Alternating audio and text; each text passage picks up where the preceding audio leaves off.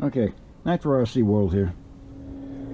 Now I'm going to talk about this wiring harness here. The more I looked at it, the old one, the more I didn't like it, and I thought it needed some straightening up, so I fixed it a little bit. I made another one and made it a little bit better, a little cleaner. So you can see here, now this is a little bit bigger than it actually is, just so you can see how I made it. But you can see all the dimensions. Right along here I cut this, right along here. That blue part, it's scrap. So you want that little nub there, so it can't pivot. So you can just use one bolt through there and it can't pivot. Cut that. Cut that. You want to get the file in there. Get that square as you can get it. Not with this round part here, but this flat square part here. You want to get that file in there as flat as you can get it, as square as you can get it, to keep pivoting.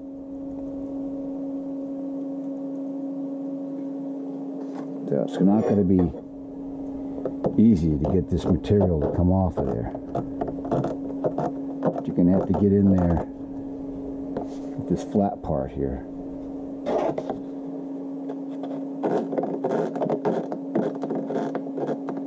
That as flat as you can get it, square, sharp, square as you can get it in there,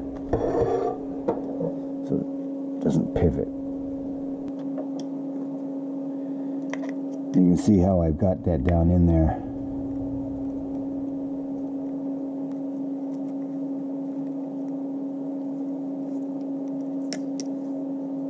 Can't pivot.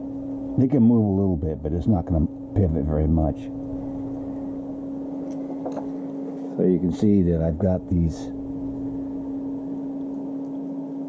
3 by 26 millimeter bolts, plastic washers, about a 1/2 inch diameter, with holes just big enough for the 3 millimeter bolts to fit through there. Fuel tubing around them, protect the wires. And here's your cut line, like I was showing you before. Cut that, that's scrap. That blue part is scrap. So this sits on there. See, it sits on that shock mount, and it can't pivot. Just one bolt. This nub here keeps it from pivoting.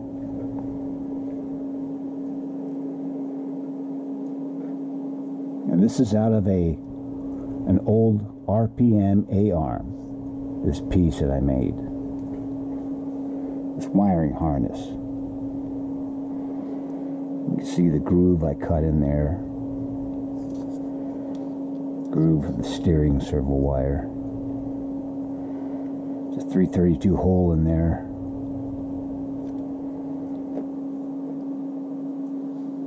The hole in there I drilled so I could put this zip tie on there and hold it down. That'll never come in contact with the brake.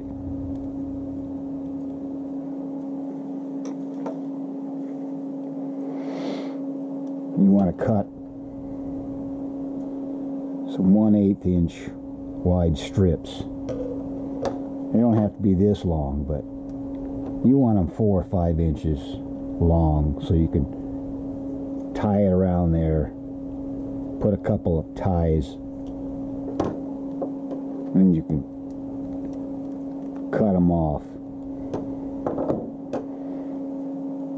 I put one around here around the main post, and then one here, and I've got the zip tie. And you can see I've got the washers, these plastic washers to keep the wires on there.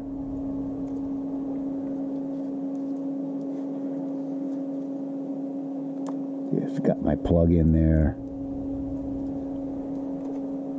This will never come down and interfere with the brake.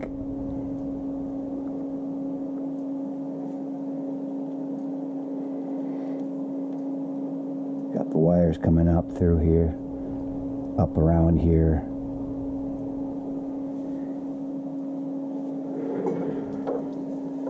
So, you can see, right there, you can put it on pause. You can see what I've got there.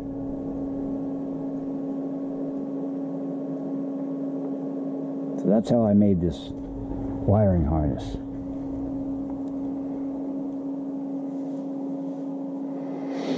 Yeah. These wires will never get tangled up with anything that's moving. I could have brought this wire down through here,